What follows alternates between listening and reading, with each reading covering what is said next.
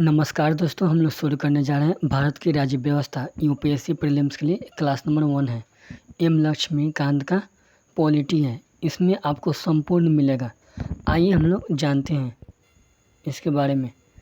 ऐतिहासिक पृष्ठभूमि। British east India company का शासन भारत में एक महत्वपूर्ण अवधि थी जिसने भारतीय इतिहास को आकार देने में महत्वपूर्ण भूमिका निभाई। यहाँ कुछ महत्वपूर्ण बिंदु हैं, थोड़ा सा हम इसके बारे में जान लेते हैं। इसका पृष्ठभूमि देखिए, इसका पृष्ठभूमि भारत में ब्रिटिश ईस्ट इंडिया कंपनी 1600 ईस्वी में ईस्ट इंडिया कंपनी के रूप में व्यापार करने आई। महारानी एलिजाबेथ प्रथम के चार्टर द्वारा उन्होंने भारत में व्यापार करने के विस्तृत अधिकार प्राप्त थे। कंपनी जो अभी तक सिर्फ व्यापारिक कार्यों तक ही सीमित थी, उन्होंने 1765 में बंगाल, बिहार और उड़ीसा के दीवानी अर्थात राजस्व एवं दीवानी न्याय से अधिकार प्राप्त कर लिए। इसके तहत भारत में उसके क्षेत्रीय शक्ति बनने की प्रक्रिया प्रारंभ हुई। 1858 में सिपाही विद्रोह के परिणामस्वरूप ब्रिटिश ताज यानी क्राउन ने भारत के शासन का उत्तरदायित्व प्रत्यक्ष अपने हाथों में ले लिया।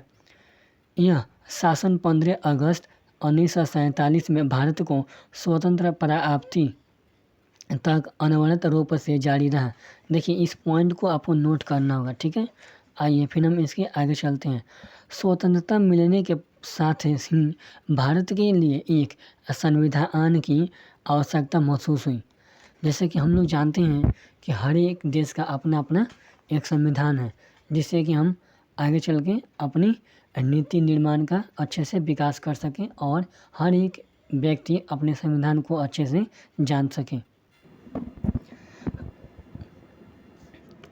आवश्यकता महसूस हुई। यहाँ इसको अमल में लाने के उद्देश्य से 1946 में एक संविधान सभा का गठन किया गया और 26 जनवरी 1950 को संविधान अस्तित्व में आया। हमारा संविधान कब अस्तित्व में आया? 26 जनवरी 1950 को अस्तित्व में आया। हालांकि संविधान और राज्य व्यवस्था की अनेक विशेषताएं ब्रिटिश शासन से ग्रहण की गई थी। यहाँ पर क्या कहा जा रहा है कि जो विशेषताएं ब्रिटिश शासन से ग्रहण की गई थी, कुछ घटनाएं ऐसी थीं जिनके कारण ब्रिटिश शासन भारत में सरकार और प्रशासन की विधिक रूपरेखा निर्मित की गई। आइए हम जानते हैं कंपनी का शासन 1773 से 1858 और सम्राट का शासन 1858 से 1947 तक, ठीक है। आइए जो प्रमुख बिंदु थे हम उसके बारे में जानते हैं।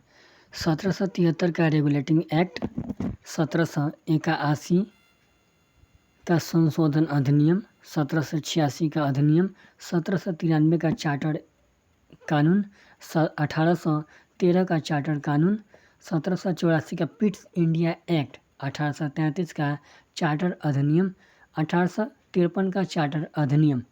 आज हम लोग इस क्लास में इतने टॉपिक को जो है क्लियर करेंगे, ठीक है। आइए हम इसको और विस्तार से एक एक जो अधिनियम है, जो चार्टर हैं, हम इसको और अच्छे से और विस्तार से हम इसके बारे में जानने की कोशिश करते हैं। आइए तो चलिए हम शुरू करते हैं। आइए जानते हैं हम लोग। सबसे पहले देखेंगे इसके बारे में, इस एक्ट के बारे में देखेंगे, 1773 का रेगुलेटिंग एक्ट के बारे में, ठीक है। तो हम शुरू करते हैं। आइए अब हम इसको विस्तार से जानते हैं, ठीक है। यानी 1773 का रेगुलेटिंग एक्ट, ठीक है। इस अधिनियम का अत्यधिक संवैधानिक महत्व था। भारत में ईस्ट इंडिया कंपनी के कार्यों को नियमित और नियंत्रित करने की दिशा में ब्रिटिश सरकार द्वारा उठाया गया यह पहला कदम था।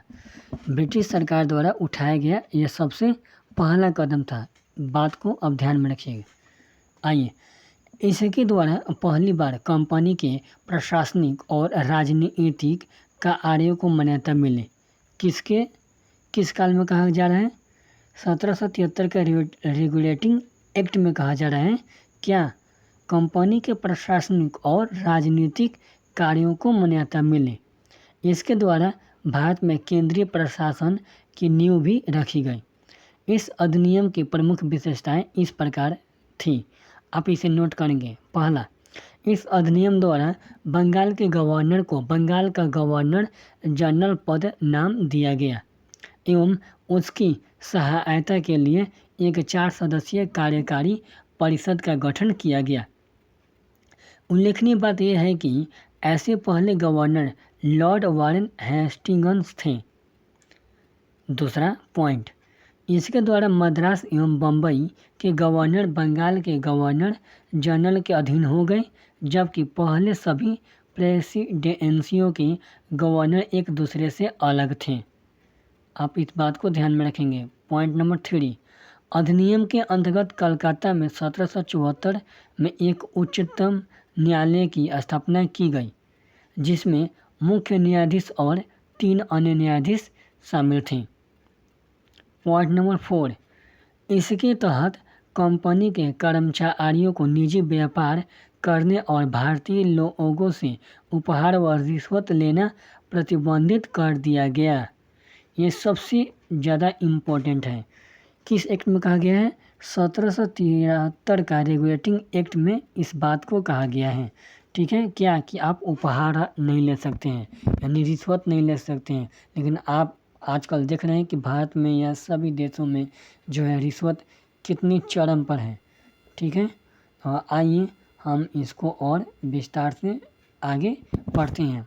पॉइंट नंबर 5, इस अधिनियम के द्वारा ब्रिटिश सरकार का कोर्ट ऑफ डायरेक्टर्स यानी कंपनी की गवर्निंग बॉडी के माध्यम से कंपनी जो थी अब नियंत्रण यानी अपने में नियंत्रण कर ली, यानी नियंत्रण सशक्त हो गया। इसने भारत में इसके राजस्व, नागरिक और सैन्य मामलों की जानकारी ब्रिटिश सरकार को देना आवश्यक कर दिया गया। आइए अब हम लोग देखते हैं 1781 का जो 1781 का संशोधन अधिनियम है। अब हम इसके बारे में जानते हैं, यह क्या होता है 1781 का संशोधन अधिनियम। रेगुलेटिंग एक्ट ऑफ यानी 1773 की खामियों को ठीक करने के लिए ब्रिटिश संसद ने अमेंडिंग एक्ट ऑफ 1781 पारित किया। देखिए अब इसका क्यों जरूरत पड़ा? जो 1773 का रेगुलेटिंग एक्ट है उसमें जो खामियां हैं उसको दूर करने के लिए, उसको ठीक करने के लिए इस एक्ट को लाया गया, यानी 1781 का जो संशोधन अधिनियम है इसको लाया गया। ठीक है, आइए हम अब इसके बारे में जानते हैं, जिसे बंदोबस्त कानून यानी एक्ट ऑफ सेटलमेंट के नाम से भी जाना जाता है। इस कानून की निम्नलिखित विशेषताएं इस प्रकार हैं। आइए हम जानते हैं इस कानून के बारे में। इस कानून ने गवर्नर जनरल तथा काउंसिल को सर्वोच्च न्यायालय के क्षेत्राधिकार से बरी अथवा मुक्त कर दिया। क्या कर दिया? इसे मुक्त कर दिया।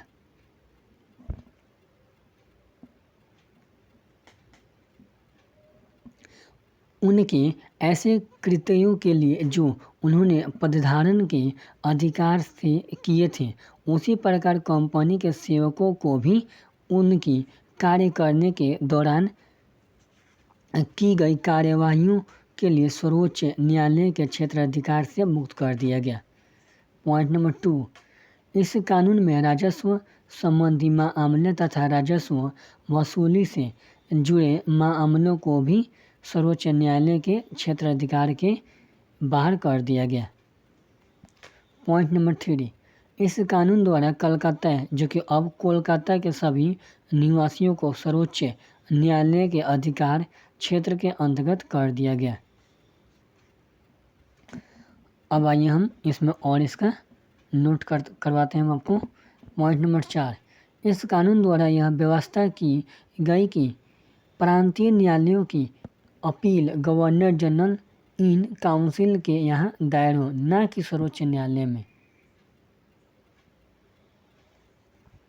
अब हम देखेंगे इसके बाद से 1786 का जो अधिनियम है इसके बारे में पढ़ेंगे कि ये क्या होता है। ठीक है, आइए अब इसके बारे में देखते हैं। Act of 1786। 1786 में लॉर्ड कॉर्नवालिस को बंगाल का गवर्नर जनरल नियुक्त किया गया। कब किया गया आपसे पूछा जा सकता है प्रीलिम्स में। 1786 में लॉर्ड कॉर्नवालिस को बंगाल का गवर्नर जनरल नियुक्त किया गया। उसने यह पद स्वीकार करने के लिए 2 शर्तें यह मांग रखी। पहला, उसे विशेष मामलों में अपनी काउंसिल के निर्णयों को अधिभावी करने अथवा ना मानने का अधिकार हो। दूसरा, उसे सेनापति अथवा कमांडर इन चीफ का पद भी दिया जाए। तब जाके क्या किया गया, इन दोनों जो शर्तें हैं इसे 1786 का अधिनियम में जोड़ा गया। अब हम बात करते हैं 1793 का चार्टर अधिनियम, इसके बारे में हम देखेंगे। आइए, इसकी विशेषताएं कुछ इस प्रकार हैं। भारत पर व्यापार के अधिकार को अगले 20 वर्षों की अवधि के लिए बढ़ा दिया गया। किस अधिनियम में, किस चार्टर कानून में? 1793 का चार्टर कानून में।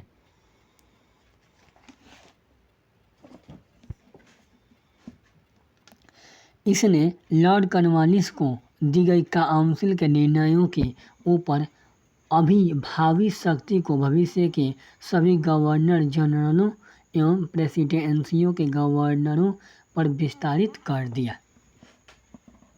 जो ये शर्त रखा था उसी को अब क्या किया गया, इस सब पर लागू कर दिया गया कि लो भाई, जो कानून इसको दिया गया, जो शक्ति इसको दिया गया, आप स्वीकार करो। आइए हम इसका अगला पॉइंट देखते हैं।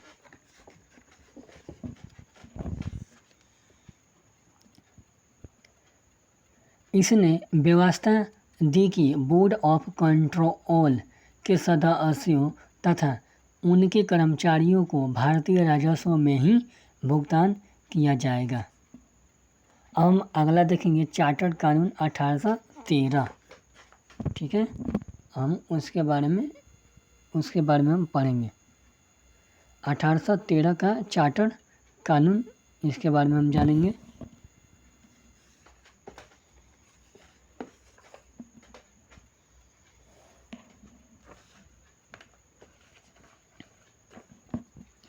इस कानून ने भारत में कंपनी के व्यापार एकाधिकार को समाप्त कर दिया, यानी भारतीय व्यापार को सभी ब्रिटिश व्यापारियों के लिए खोल दिया गया। तब भी इस कानून ने चाय के व्यापार तथा चीन के साथ व्यापार में कंपनी के एकाधिकार को बहाल रखा। दूसरा पॉइंट, इस कानून ने भारत में कंपनी शासित क्षेत्रों पर ब्रिटेन के राजा की प्रभुता को प्रकट व स्थापित किया। इस कानून ने ईसाई मिशनरियों को भारत आकर लोगों को प्रबुद्ध करने की अनुमति प्रदान की। इस कानून ने भारत के ब्रिटिश इलाकों में बंदिशों के बीच पश्चिमी शिक्षा के प्रचार प्रसार की व्यवस्था दी।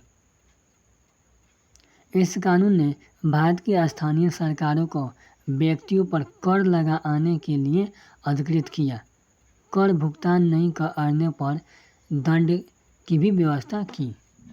जिस प्रकार से हम लोग जो टैक्स देते हैं, आज इसी चार्टर कानून का जो आज इसका सबसे जो मुख्य उद्देश्य है इसका यही है। आज इसी का दिन है, 1813 का चार्टर कानून का ही दिन है जो कि आज टैक्स वसूला जा रहा है।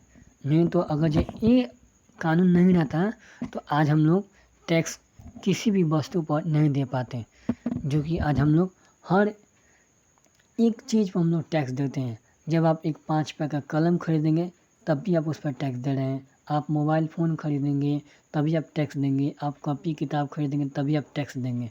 हालांकि देखिए, एक टैक्स देना सबसे महत्वपूर्ण बात है, यह सबसे एक अच्छी बात है। जब आप टैक्स देंगे तो क्या होगा कि वहाँ पर जो हमारी कंट्री है वो कंट्री डेवलप करेगी। आइए हम आगे देखते हैं। अब 1784 का जो पिट्स इंडिया एक्ट है उसके बारे में हम अब देखेंगे, उसके बारे में जानेंगे कि क्या है 1784 का पिट्स इंडिया एक्ट क्या है, इसके बारे में हम जानेंगे। आइए, रेगुलेटिंग एक्ट 1773 की कमियां को दूर करने के लिए ब्रिटिश संसद ने एक संशोधन अधिनियम 1781 में पारित किया, जिसे एक्ट ऑफ सेटलमेंट के नाम से भी जाना जाता है। इसके बाद एक अन्य महत्वपूर्ण अधिनियम पिट्स इंडिया एक्ट 1784 में अस्तित्व में आया। इस अधिनियम की विशेषताएं इस प्रकार हैं। इसने कंपनी के राजनीतिक और वाणिज्यिक कार्यों को अलग अलग कर दिया। दूसरा, इसने निदेशक मंडल को कंपनी के व्यापारिक मामलों के अधीक्षण की अनुमति तो दे दी, लेकिन राजनीतिक मामलों के प्रबंधन के लिए नियंत्रण बोर्ड ऑफ कंट्रोल नाम से एक नए निकाय का गठन कर दिया। इस प्रकार द्वैध शासन की व्यवस्था का आरंभ किया गया।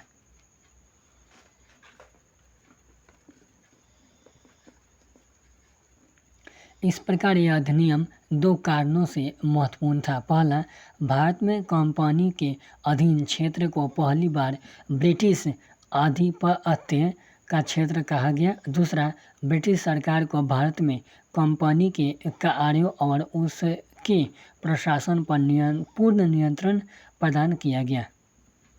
आइए अब हम देखते हैं 1833 का चार्टर अधिनियम और इसके बारे में हम जानते हैं कि ये क्या होता है।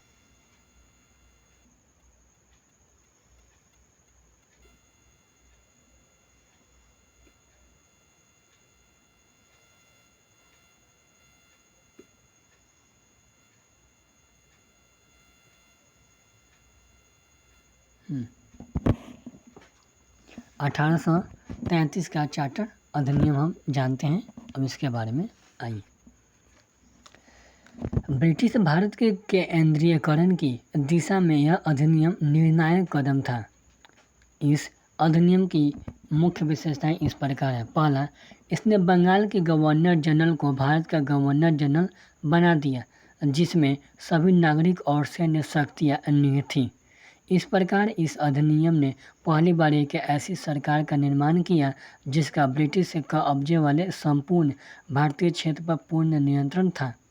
लॉर्ड विलियम वेंटिंक भारत के प्रथम गवर्नर जनरल थे। दूसरा, इसने मद्रास और बम्बई के गवर्नरों को विधायिका संबंधी शक्ति से वंचित कर दिया। भारत के गवर्नर जनरल को पूरे ब्रिटिश भारत में विधायिका के असीमित अधिकार प्रदान कर दिए। पहले बनाए गए कानूनों को नियामक कानून कहा गया और नए कानून के तहत बने कानूनों को एक्ट या अधिनियम कहा गया। चार्टर एक्ट 1833 ने सिविल सेवकों के चयन के लिए खुली प्रतियोगिता का आयोजन शुरू करने का प्रयास किया। इसमें कहा गया कि कंपनी में भारतीयों को किसी पद, कार्यालय और रोजगार को हासिल करने से वंचित नहीं किया जाएगा। हालांकि बोर्ड ऑफ डायरेक्टर के विरोध के कारण इस प्रावधान को समाप्त कर दिया गया।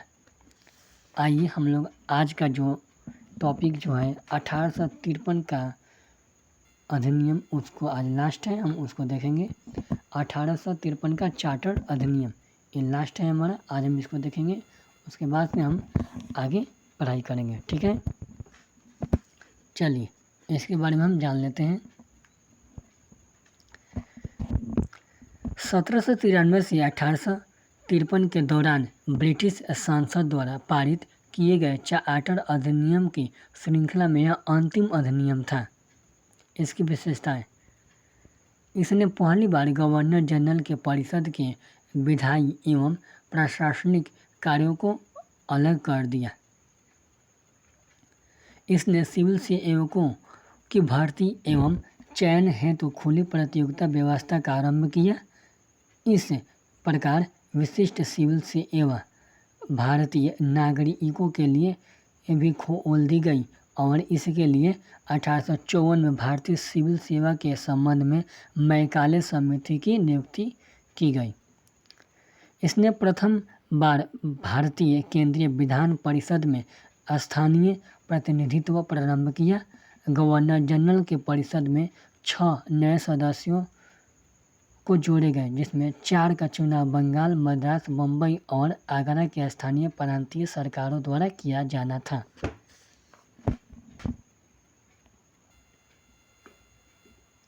Thank you so much. Please मेरे चैनल को लाइक कीजिए, शेयर कीजिए, सब्सक्राइब कीजिए और ज़्यादा से ज़्यादा मेरे चैनल को सपोर्ट कीजिए। हम इसे और भी बेहतर करने की कोशिश करेंगे और आपको बेहतर से बेहतर हम कंटेंट देंगे। ठीक है, थैंक यू। जय हिंद।